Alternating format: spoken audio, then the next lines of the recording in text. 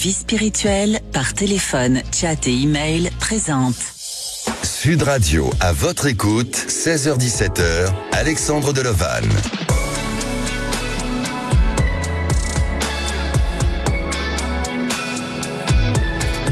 Bonjour à tous, ravi de vous retrouver, de finir la semaine ensemble. Alors aujourd'hui, c'est le moment de vous rapprocher de vos voisins puisque c'est la fête des voisins et célébrée par plus de 10 millions de Français et 50 millions dans le monde. Allez-vous ce soir vous réunir entre voisins? Quelle est votre entente avec vos voisins? Vous avez vécu une histoire avec un voisin ou une voisine ou vous avez des questionnements concernant votre voisinage? Appelez-nous au 0826 300 300. On prendra en direct vos appels. Aude au standard vous attend, mais aussi depuis notre adresse email à votre écoute @sudradio.fr. Sud Radio, à votre écoute, Alexandre Delovan. Et au programme de cette émission, j'aurai le plaisir d'accueillir Angel qui auparavant a investi dans un immeuble. Cependant, elle vit des difficultés avec ses locataires. Nous aurons aussi Vanessa. Alors Vanessa s'est fait escroquer par un particulier sur l'achat d'une voiture.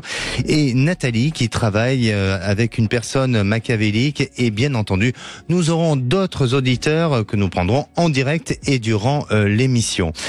Bonjour Catherine. Bonjour Alexandre. Bienvenue sur Sud Radio. Merci beaucoup. Merci Catherine. Alors Catherine, est-ce que, je vais vous poser une petite question du jour, est-ce que vous, aujourd'hui, vous allez faire la fête des voisins ? Hélas non, vu ma situation, mon futur ex-mari a fait le vide autour de moi et de tous les voisins et mes voisins qui sont encore mes voisins parce que j'ai pas encore déménagé. Non, j'irai pas faire la fête des voisins, non. D'accord.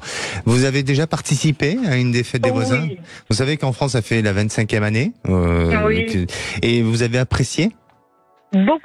Beaucoup d'échanger avec des gens qui souvent habitent pas très loin de chez soi et puis que l'on ne connaît pas et que l'on découvre. Et non, c'est très agréable, bien sûr, Bien. de partager un bon moment. Alors Catherine, vous avez déjà appelé l'antenne, notamment le 16 janvier dernier, concernant une situation difficile avec votre mari. Et aujourd'hui, vous êtes en train de vous séparer. Enfin, vous êtes séparés peut-être. C'est le cas ? Mais écoutez, non, malheureusement, j'ai toujours pas pu déménager parce que j'ai pas encore trouvé de logement et comme il y a des difficultés financières, je n'ai pas une très grosse retraite, donc j'ai des difficultés à trouver un logement tant que monsieur n'accédera pas à un partage raisonnable, ça m'est difficile. D'accord. Aujourd'hui, est-ce qu'il y a eu ensemble une audience au tribunal ? Hélas non, c'était prévu pour début avril, mais monsieur n'était pas prêt, donc il a eu 2 mois pour préparer son dossier, mais il n'était pas prêt, donc c'est repoussé à fin juin. Il n'était pas prêt volontairement, j'imagine. Oui, bien sûr. Oui. D'accord. Ok. Alors, quelle est votre question aujourd'hui ? Ma question est portée sur ce divorce, savoir s'il va y avoir une entente entre nous, et puis puisque nous allons passer chez le juge fin juin, et puis voir aussi si vous me voyez déménager dans pas longtemps, savoir quel est votre ressenti par rapport à cette situation qui est dramatique depuis 10 mois. Oui. Menace de mort il y a 2 jours, menacé de me couper la main, c'est... Ouais, ah oui, parce que vous vivez encore sous le même toit ? Hélas, oui. Ah oui, donc ça pousse un peu à l'hystérie, à la fragilité, à la difficulté. Vous vous sentez en danger, Catherine ? Oui, depuis avant-hier soir, oui, carrément, oui, je l'ai vraiment cru quand il est tombé en hystérie. Oui, j'ai vraiment pensé que, à un moment donné, ça allait mal se finir. Est-ce que vous avez un entourage autour de vous qui pourrait vous aider, peut-être, pour justement vous sortir de cette difficulté-là et en attendant de trouver quelqu'un qui pourrait vous héberger ? Mais écoutez, je suis à droite et à gauche. J'essaie de passer le moins de temps possible chez moi, dans ma maison. J'ai mes enfants chez qui je peux me replier. J'ai des amis, des couples d'amis qui m'hébergent également. Donc voilà, j'essaie dans la semaine de pas trop présente, mais dès que je viens pour chercher quelques affaires ou bien j'ai toujours mes affaires chez moi. C'est là où ça devient très compliqué, quoi. D'accord. En tous les cas, sachez que si le moindre problème, et bien sûr, parlez-en à votre famille, à vos amis, et puis surtout, faites-vous aider, ou peut-être tout simplement de déposer une main courante auprès de la police ou de la gendarmerie, parce que ce sont des actes dangereux et violents, et c'est traumatisant ce que vous êtes en train de nous dire. Et il faut prendre ça vraiment au sérieux et ne provoquer pas ou le risque du danger s'il est là.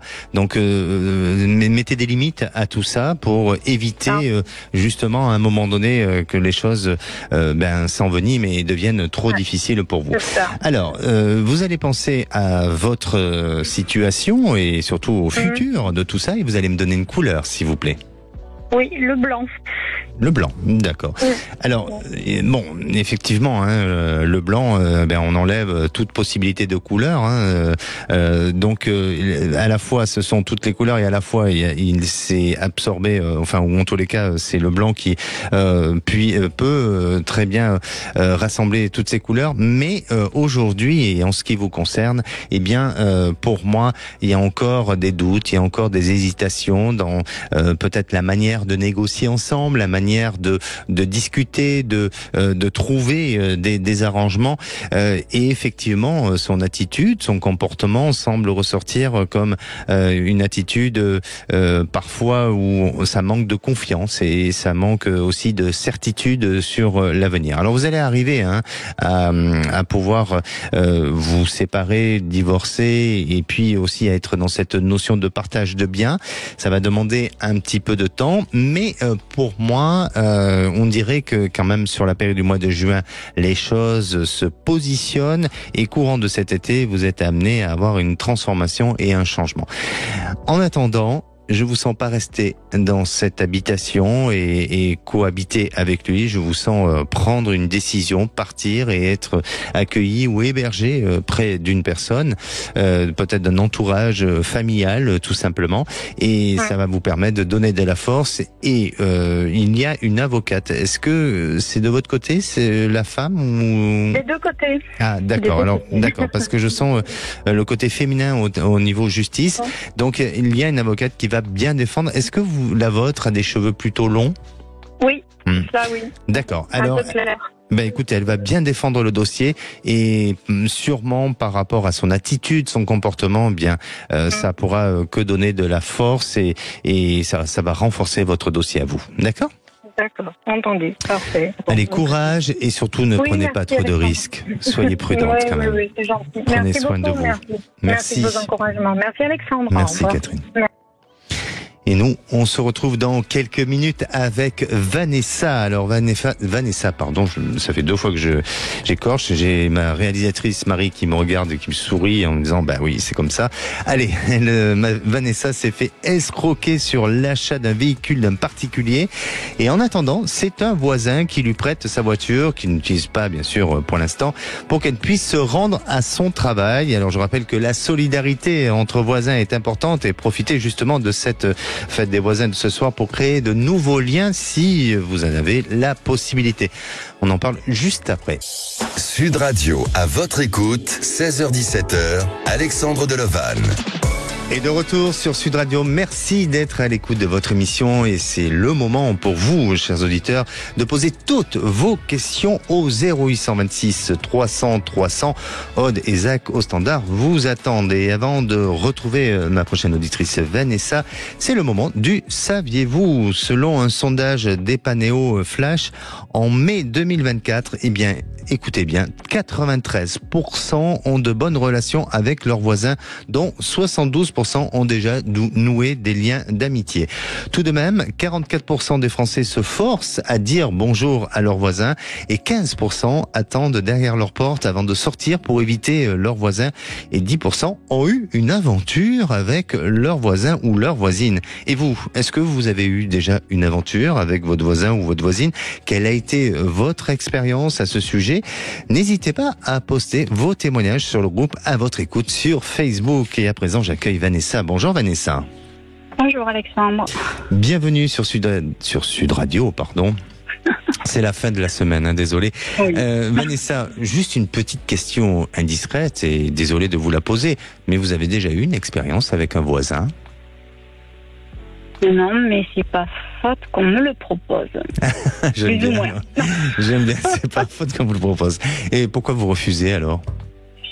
Et en fait, c'est pas forcément un voisin proche, c'est une maison dont je m'occupe et j'ai peur que ça crée des tensions entre les personnes de la maison dont je m'occupe et cette personne si ça venait à se savoir. Ah oui. Oui, donc il faut être prudente. Voilà. Vous avez raison. Oui, faut voilà. être prudent. Exactement. C'est Mère Prudence qui parle. Mais oui, exactement. Mais parfois, les interdits sont excitants et on a envie d'aller au-delà des interdits. Après, il faut bien sûr ne pas détruire un couple et être respectueux par rapport à certaines situations. Vanessa, vous avez une petite anecdote vis-à-vis d'un voisinage? Eh bien, en fait, avec ma voisine, on partage le même couloir. Moi, je vis en bas et elle vit en haut. Mmh. Et donc, il lui est arrivé d'encombrer sérieusement le couloir avec beaucoup de meubles, tout ci, tout là. Et il m'arrive, moi, des fois, de déposer des choses en attendant un jour bien précis pour les reprendre et repartir avec. Mmh. Parce que j'ai quand même des marches pour monter moi aussi chez moi. Donc, bon, c'est un peu pénible. Donc, je les laisse un peu dans le couloir. Oui. Et un jour, alors des fois, voilà, elle peut être très, très agréable. Voilà, je lui donne des œufs en remerciement, elle me donne un gâteau qu'elle a fait elle-même avec les œufs, des choses comme ça. Voilà, elle peut être très très agréable, tout comme elle peut être très agressive. Un jour, mon compagnon arrive avec un putois qui s'est fait toucher par une voiture devant lui, parce que je fais partie d'une association de protection des oiseaux et des petits animaux sauvages. Oui. Et donc, il savait que je pouvais l'amener à cette association pour être soignée. Et là, ma voisine arrive un petit peu sur cet entrefait. Voilà, oh, il est mignon et tout adorable, toute compatissante pour ce petit animal. Et puis tout d'un coup, elle s'approche de moi, mais très très près. Je me suis sentie un peu agressée carrément. Et puis en plus, elle est plus grande que moi. Et de sa hauteur, elle me dit « Ouais, il y en a marre de ton bordel dans le couloir. » Ah, elle présente des comportements un peu bipolaires, vous voulez dire? Oui, voilà, effectivement, c'est le cas, mais elle ne suit pas de traitement, voilà. D'accord. Voilà. Et elle-même reconnaît que parfois elle a une attitude ou un comportement changeant? Vous n'avez jamais parlé de ça? Vous êtes patient, oui. Bon, voilà, elle a des phases où elle est hyper maniaque, elle va travailler, elle va être toute la journée très active et la nuit, et des fois où elle va dormir toute la journée et toute la nuit, quoi. Oui. Voilà. Mais c'est vrai que c'est pas évident de vivre avec un voisinage quand effectivement chacun a un mode de vie et des personnalités qui sont justement excessives comme ça, et il faut arriver à essayer de faire des efforts, et c'est pas forcément évident, et des troubles de voisinage, il en existe beaucoup. Donc, malheureusement. Effectivement, il m'arrive de me cacher derrière la porte pour pas la voir.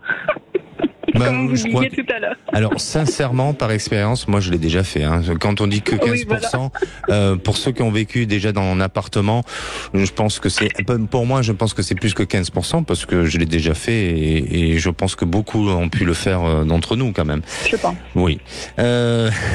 Alors, Vanessa, vous nous appelez concernant une escroquerie, c'est un peu moins marrant comme sujet. Oui. Vous avez acheté une voiture chez un particulier qui, lui, vous l'a vendu dans sa conformité, en ayant fait le contrôle technique, et puis vous êtes aperçu du contraire. Tout à fait, effectivement. Il me l'a vendu comme étant soi-disant un contrôle technique vierge.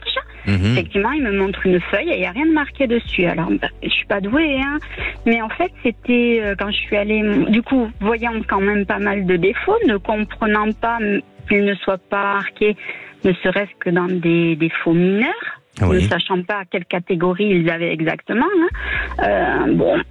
Je me dis au fur et à mesure que je l'apprends quand même, et puis il me dit que c'est son cousin qui fait le suivi de la voiture et qui a fait passer le contrôle technique. Et au fur et à mesure, j'ai plus de frein à main, j'ai des voyants qui s'allument, et ci et ça, sachant qu'avec la valise on peut faire rendre des témoins muets pendant quelques temps, mais ils réapparaissent. Et donc, je décide de refaire passer un contrôle technique. Oui. Et là, malheureusement, j'ai deux défaillances critiques qui font que mon véhicule est immobilisé. Oui. Et dans les choses que j'ai fait remarquer, ça apparaît dans les 6 défaillances majeures. Ce qui fait que, en fait, le véhicule, il est invendable en l'état, en fait. Ah oui. Voilà, et donc j'ai eu beau lui envoyer les recommandés, j'ai pas de réponse, voilà, mais je compte pas en rester là, j'ai rassemblé tout plein de documents pour aller porter plainte. Bien sûr. Vous l'avez acheté il y a combien de temps ? Au mois de mars, 1er mars. Le 1er mars, d'accord. Et les problèmes ont survenu dans les 3 semaines. D'accord. Dans les 3 semaines, il y avait déjà plein de problèmes, quoi. D'accord. Est-ce que vous avez fait constater par un huissier des problèmes ? Non. Il faudrait peut-être, c'est peut-être un conseil ou je ne sais pas, mais en tous les cas, il faudrait peut-être vous renseigner et peut-être que ça pourrait donner plus de poids puisque s'ils répondent pas à vos recommandés, donc il y a une attitude malveillante et derrière ça, il y a une escroquerie peut-être qui se cache derrière tout ça. Donc il faut faire attention et surtout vous protéger au maximum et faire peut-être un constat d'huissier où ça va pas vous coûter énormément, même si c'est un coût supplémentaire, mais ça va pas vous coûter énormément. Et puis lancer une procédure. Il faut pas attendre. Quelle est votre question à ce sujet ? Mais du coup, voilà, quelle démarche, parce que là, je compte porter plainte, donc vous me conseillez un huissier. Voilà, je comptais aller jusqu'en justice et au moins, comme j'ai pas de réponse, aller beaucoup plus loin pour qu'on me rembourse au moins, ma voiture et que je puisse m'en racheter une autre. Bien sûr. Ou le même modèle, où ma sœur me propose éventuellement de racheter le sien. Alors là aussi, je sais plus sur quel pied danser, quoi faire. Bien entendu, moi je reste dans mon cadre de coach intuitif et évidemment je peux pas vous répondre sur un point de vue juridique, mais c'est sûr que pour moi, il y a derrière ça se cache une escroquerie que vous avez peut-être besoin de vraiment de mettre en place toute une procédure et c'est peut-être que ce que je vous disais, faire un constat d'huissier pour que les choses se mettent en place et de devoir prendre un avocat qui peut-être de demander à ce que les frais d'avocat soient pris en charge par la partie adverse et non pas que vous devez tout payer. Pour moi, ils vont rembourser. De toute façon, ils auront pas le choix. Ils vont devoir rembourser.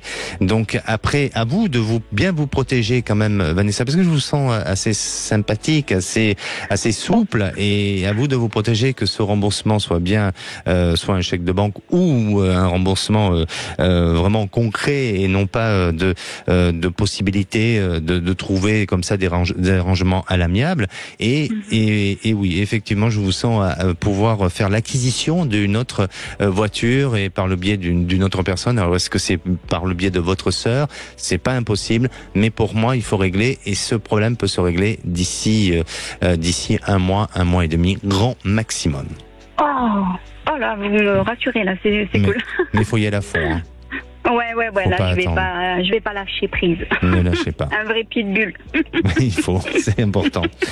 Merci à vous, Vanessa. Merci beaucoup pour tout. Et puis, si vous faites un peu la fête ce soir, je vous souhaite une bonne fête et puis on vous embrasse. Demain seulement. Alors, Ben, ça sera pour demain. Allez, bonne soirée à vous. Merci. Bonne soirée. Merci beaucoup. Et à présent, vous avez un doute, des questionnements sur votre devenir, eh bien, c'est simple, un numéro, le 0826 300 300. On se retrouve dans quelques minutes avec Roselyne pour un retour de prédiction. Alors, elle nous avait appelé en février dernier. Roselyne est auxiliaire de vie, elle a fait un burn-out et a quitté son travail pour se reconvertir. Et aujourd'hui, ça va mieux. Donc ça, c'est une très bonne nouvelle. Et elle va nous raconter son changement de vie. Ne bougez pas, on en parle tout juste après le temps d'une pause. Sud Radio, à votre écoute, Alexandre Delevanne. Sud Radio, à votre écoute, 16h-17h, Alexandre Delevanne.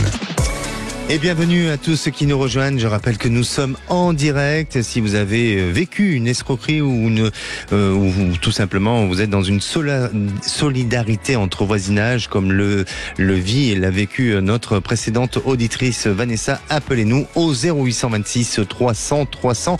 On prend vos appels en direct. Et à présent, je vais vous donner aussi quelques petits conseils pour une meilleure solidarité avec son voisinage. Alors, dans un premier temps, vous ne connaissez peut-être pas votre voisin. Osez briser la glace avec un sourire en le saluant tout simplement. Aussi, gardez l'œil ouvert pendant les vacances de vos voisins. On peut aussi ramasser le courrier, arroser les plantes, nourrir peut-être les animaux que vos voisins peuvent avoir. Souhaitez la bienvenue aux nouveaux voisins en les informant des services et des commerces qu'il y a autour de l'habitation. Offrez des denrées ou des objets inutilisés comme des légumes de votre jardin ou tout simplement des magazines. Proposer l'aide de manière bien sûr occasionnelle, faire par exemple des courses ou sortir des poubelles à une personne qui est en convalescence, monter des sacs d'une voisine qui peut être enceinte, et puis d'autres idées comme organiser du covoiturage, proposer à votre voisine âgée de prendre un café ou d'aller marcher. Enfin bref, la solidarité et la bienveillance envers l'individu est bien mieux quand même pour notre équilibre que l'indifférence et la méchanceté. Allez, à présent j'accueille Roselyne. Bonjour Roselyne. Bonjour Alexandre. Bienvenue sur Sud Radio Roselyne. Merci.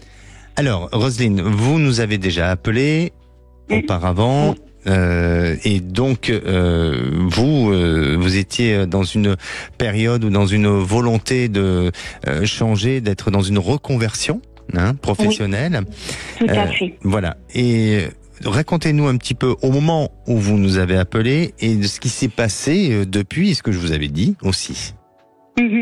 Alors voilà, oui, effectivement, je pense que je vous avais appelé avant la formation. Voilà, donc j'ai eu une formation de préparatrice de commande. D'accord. Avec le CACES. Donc j'ai eu le titre et j'ai validé le CACES 1B et le 3. D'accord. Je n'ai pas passé le 5. Donc voilà, ma formation s'est terminée au mois d'avril, le 12 avril. Donc, à cette issue de formation, j'ai eu un entretien sur un grand entrepôt de logistique où je n'ai pas été retenue. Donc, du coup, je me suis inscrite à plusieurs agences d'intérim. J'ai eu 3 entretiens, mais qui n'ont pas abouti. Et à l'heure d'aujourd'hui, je suis toujours en recherche. Donc, avec des réponses négatives. D'accord. Roselyne, je vous avais dit que vous allez faire cette formation, que vous allez réussir cette formation ? Oui, tout à fait. D'accord. Oui, bon, très bien. Tout à fait. Ok. Donc, la formation, bien sûr, vous l'avez terminée en avril. Oui. Et aujourd'hui, bon, vous êtes en recherche d'emploi, mais c'est pas non plus, ça fait pas si longtemps que ça que vous êtes en recherche d'emploi, puisque vous venez de terminer cette formation depuis quelques semaines. En fait, la recherche d'emploi, si, ça fait un petit moment, parce que j'avais pris du temps, j'ai fait un burn-out et du coup, j'avais pris du temps, j'avais fait des immersions et tout ça. Et là, j'ai, en fait, cette formation, ça m'a permis un petit peu de rebondir. J'ai dit, avec ça, normalement, j'aurais dû avoir un emploi au bout. C'était un POEC, et j'aurais dû avoir un emploi au bout. Et du coup, je me retrouve D'accord.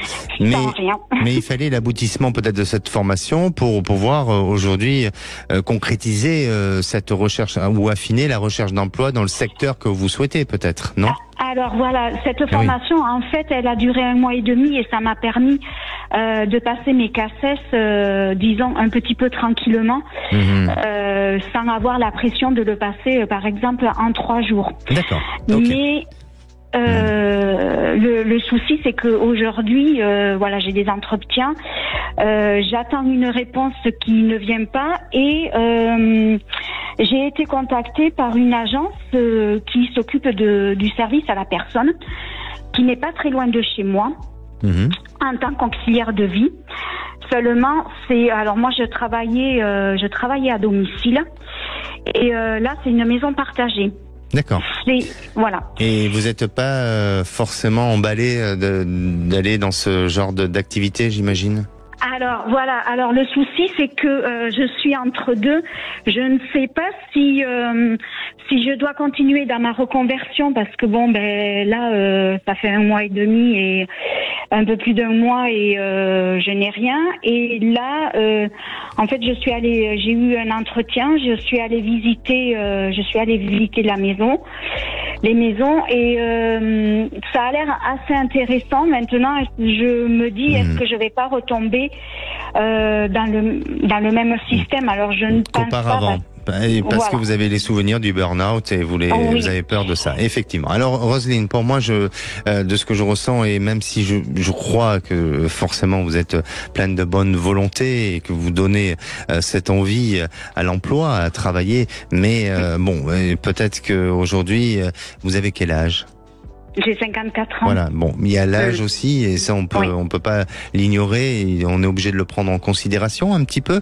Et puis depuis 1 mois vous recherchez dans ce secteur-là.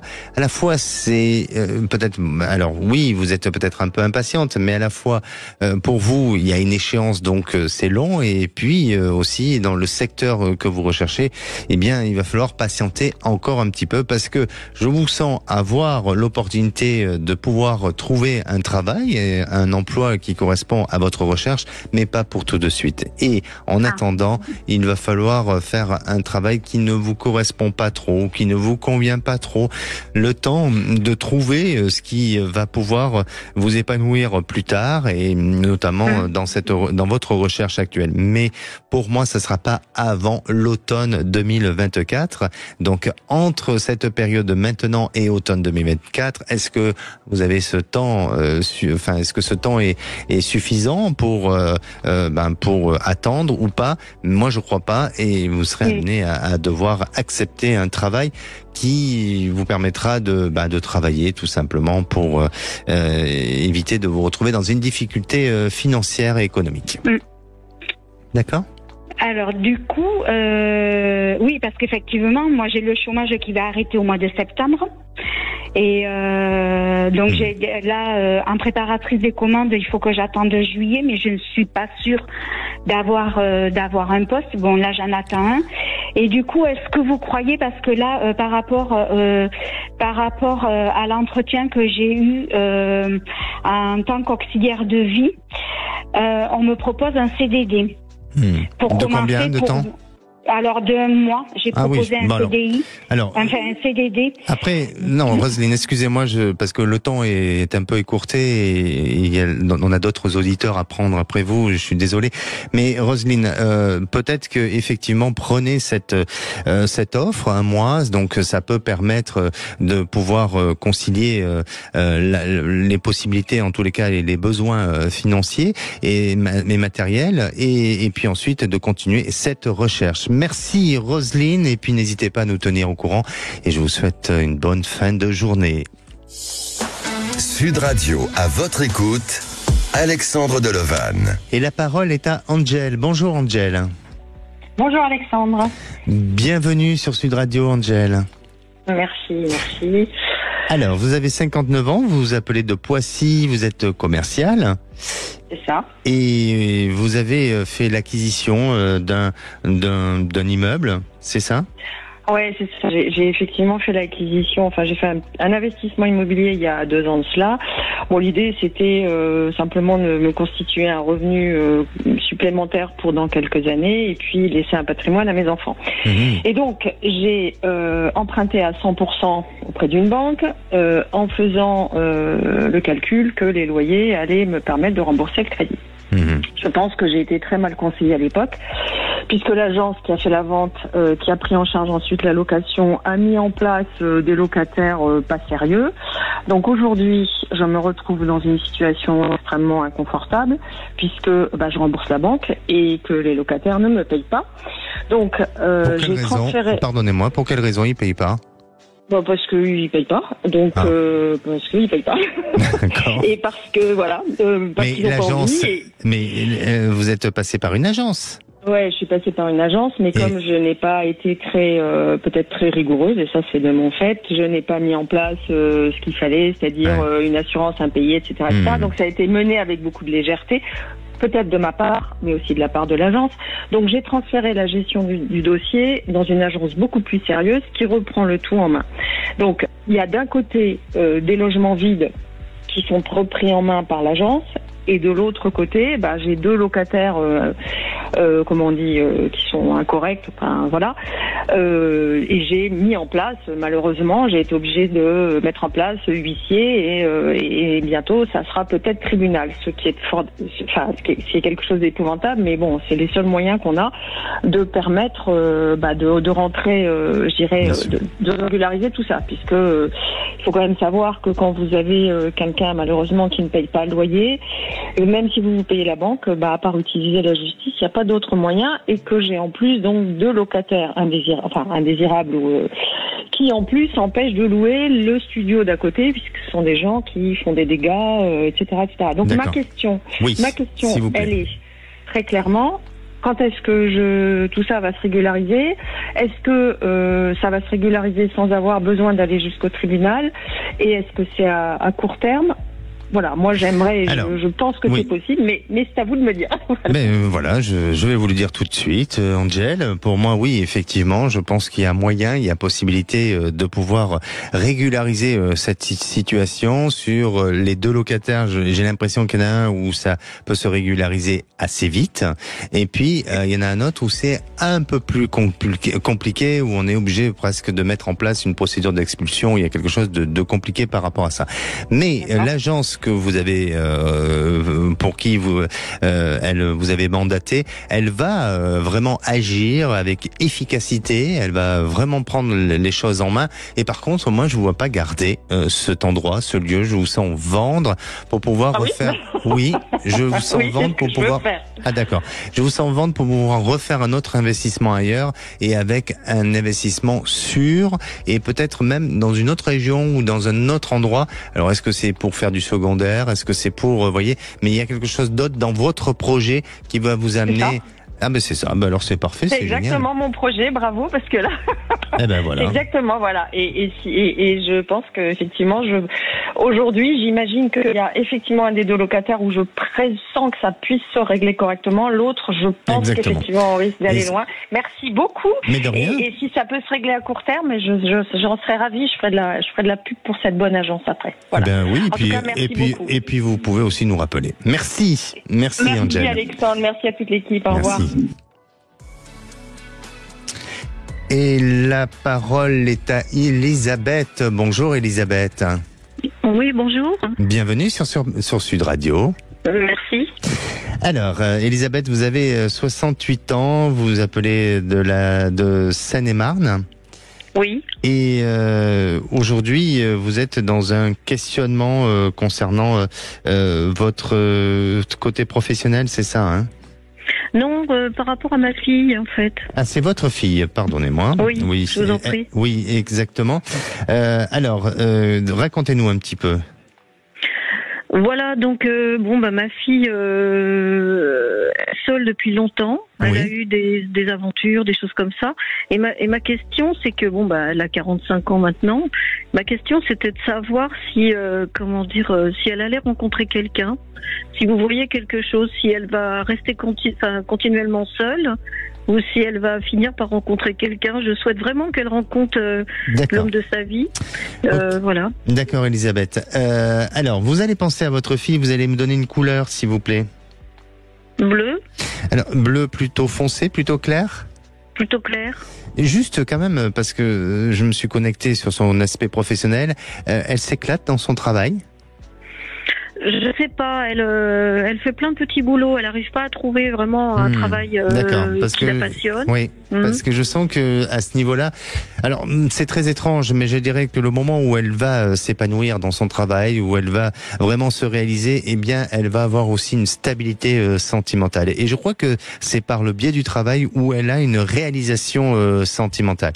Alors ça devrait arriver, ça devrait se mettre en place. Ça va demander un petit peu de temps, mais on dirait que dans une période d'1 an, elle est amenée à pouvoir vivre une vie et une réalisation aussi sentimentale plutôt correcte. Elle a quel âge aujourd'hui ? 45 ans. 45 ans, d'accord. Mais pour moi, il y a cette possibilité. C'est vraiment la priorité, et j'aurais tendance à dire que là où elle doit peut-être se positionner, où elle doit donner une priorité pour être bien dans sa peau et pour pouvoir attirer des choses positives et aussi attirer la bonne personne pour une bonne réalisation sentimentale, eh bien, c'est avant tout de se sentir bien professionnellement et de trouver son équilibre, et peut-être que elle-même, elle a cette capacité de créer quelque chose ou de mettre en place quelque chose sur le plan professionnel, et vous verrez que par la suite, la personne avec qui elle sera l'aidera, ou il y aura quelque chose qui pourra se faire même en commun professionnellement. D'accord, j'espère beaucoup. J'espère beaucoup. Écoutez, moi aussi j'espère beaucoup, puis j'espère que vous allez nous rappeler aussi. Avec plaisir, en tout cas merci beaucoup. Merci à vous, Elisabeth. Merci, au revoir. Merci. Et c'est peut-être à vous pour passer à l'antenne de Sud Radio. Alors faites-le tout simplement en appelant le 0826 300 300. Allez, nous on se retrouve dans quelques minutes avec Nathalie. Alors Nathalie a pris un poste en tant que directrice dans un centre médico-social, sauf qu'elle travaille à côté d'un homme qui a un côté, on va dire, machiavélique et manipulateur. Comment va évoluer cette entente professionnelle? On connaîtra la suite juste après le temps d'une pause. Ne bougez pas. Sud Radio, à votre écoute, 16h-17h, Alexandre Delevanne. Et de retour sur Sud Radio pour cette dernière partie, avant de retrouver les vraies voix présentées par Jean-Marie Bourderie et Cécile de Minibus. Alors il vous reste encore quelques minutes pour passer dans votre émission, à votre écoute. Je rappelle le numéro, le 0826 300 300. Et la parole est à Nathalie. Bonjour Nathalie. Oui, bonjour Alexandre. Bienvenue sur Sud Radio. Merci. Nathalie. Alors Nathalie, vous avez 56 ans, vous êtes de la Dordogne, et oui. Actuellement vous occupez depuis quelques mois, notamment 8 mois, vous occupez un poste de directrice dans un centre médico-social. Tout à fait.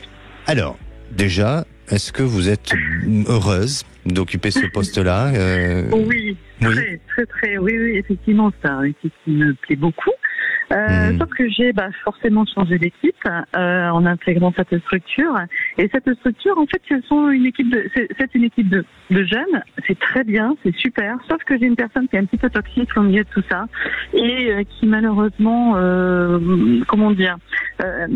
exploite un petit peu les autres personnes. Et ça, c'est assez dérangeant. Et on se demande comment ça va évoluer en fait dans la structure. Voilà. Donc c'est quelqu'un qui est extrêmement intelligent, on va dire, qui fait plein de choses, mais qui est manipulateur, énormément, et ça c'est des exemples pour tout le monde, quoi. Voilà. D'accord.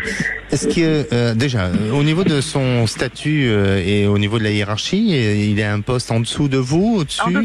En dessous. Donc il est sous vos ordres un petit peu. Exactement, et c'est ça qui est compliqué aussi. Pourquoi? C'est ça qui est compliqué, parce qu'en fait c'est quelqu'un qui, avant moi, faisait comme s'il qu'il était le chef, quoi. Et donc, si vous voulez, maintenant, en ayant une direction au-dessus, c'est très compliqué pour lui, car dans son fonctionnement, ça le perturbe, et pour le coup, voilà, ça désorganise, on va dire, le fonctionnement, et pour le coup, il n'a pas sa place, et voilà, et toutes les situations sont envenimées au quotidien, quoi. Voilà, parce que ça ne lui plaît pas. Bien sûr, il a sûrement peur de perdre sa place, son poste.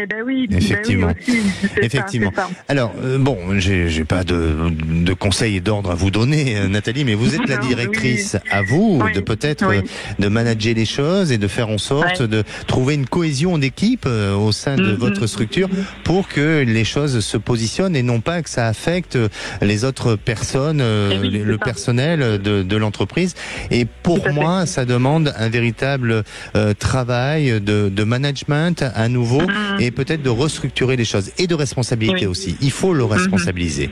C'est en le responsabilisant que vous allez voir que à partir de là, il va peut-être un peu baisser ses armes et donner la possibilité à ce que vis-à-vis des autres, il soit beaucoup plus agréable, beaucoup plus bienveillant et permettre une possibilité d'un bon, enfin, ou en tout cas de donner un bon état d'esprit d'équipe. Ouais, c'est ça. D'accord. Ok. Il faut vraiment, voilà. Donc il y a du travail. N'ayez pas peur. Il y a beaucoup de travail, oui. Voilà, n'ayez pas peur du personnage. Au contraire, essayez, je dirais, de l'affronter. Essayez de faire en sorte de trouver des stratégies et de permettre à ce que les choses se mettent en place positivement. D'accord. Oui, c'est ça. C'est de trouver les bons arguments et les bonnes clés, en fait, pour pouvoir rentrer effectivement dans son organisation, on va dire. Bien sûr. Et puis vous, rapprochez-vous de votre hiérarchie pour en discuter et mettre en place tout ce dispositif-là. Mais moi, je pense qu'il a besoin d'être un peu responsabilisé et que la lumière se pose aussi un peu sur lui. Vous verrez que les choses vont se calmer et vont se positionner. Merci à vous, Nathalie. Merci, au revoir. Prenez soin de vous. Merci, monsieur, au revoir. Merci. Et pour conclure, je dirais, la solidarité n'est pas un acte de charité, mais tout simplement une entraide. Et moi, je vous souhaite une bonne fin de soirée. Nous, on se retrouve lundi, même heure et même endroit. Et la place est au Vrai Voix avec Jean-Marie Baudry et Cécile Minibus. Bonsoir à vous, mon cher Alexandre. Bonsoir, on va vous souhaiter un bon week-end, mais avant ça, on va débattre un petit peu. Figurez-vous que jusqu'à 19h avec Cécile de Minibus, on va parler notamment de Donald Trump, déclaré coupable au terme d'un énième procès. Cette fois-ci, il est coupable d'avoir voulu cacher un paiement de plus de $130 000 à une ancienne actrice porno. Ça s'invente pas pour s'éviter un scandale sexuel. Bref, la question qu'on se pose, c'est est-ce que ça va pas encore, paradoxalement, cette condamnation renforcer la détermination de ses partisans pour les prochaines élections? Est-ce qu'il peut encore être élu? Est-ce qu'il faut l'empêcher de se présenter? Tiens, donnez-nous votre avis au 0826 300 300. On va parler aussi de la politique française et de l'actualité française, avec notamment l'aide juridictionnelle accordée aux étrangers en situation clandestine. C'est une décision cette semaine du Conseil constitutionnel, égalité de droit pour tous. Bon, on va se poser une question toute simple en fait. Est-ce que c'est une décision politique ou une décision de justice? On verra ça avec vous tous au 0826 300 300. Cécile de Minibus et nos vraies voix du jour. Philippe Bilger, Virginie Calmels et Françoise Laborde. Voilà pour le programme, mon cher Alexandre. Joli programme et belle émission à tous. Sud Radio, à votre écoute, 16h-17h, Alexandre Delevanne.